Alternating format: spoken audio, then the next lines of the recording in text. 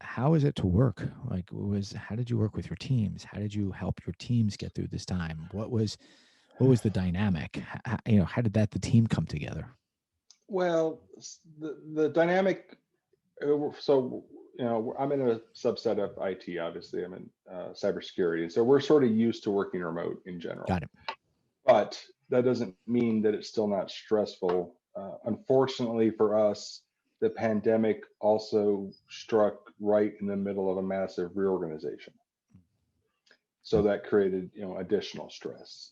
So the way that I went about doing this, I've got folks here in LA, I've got folks in New York, I've got folks in Atlanta, is we would do a weekly call, video call. I didn't make it mandatory, I just highly encouraged it. And if you're going to be on the call, you had to turn your camera on. And we didn't Was talk it about was it highly encouraged, meaning you need to show up?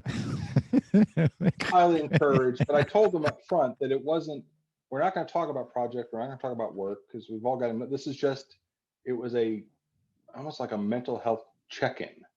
And we just go around the room and around the screen, if you will, and ask, I'd ask, so what's going on with you? How are you feeling?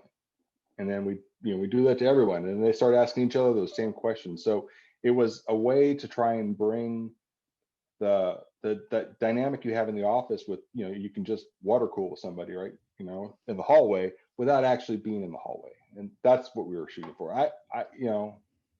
Once we got through like August, or it was about August, is when I scaled them back from every week to every other week, because we were starting to get in a groove. Okay, this is the new normal now.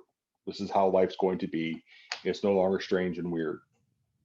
But that's really what I was trying to do, is just create that sense of inner office camaraderie. Yeah,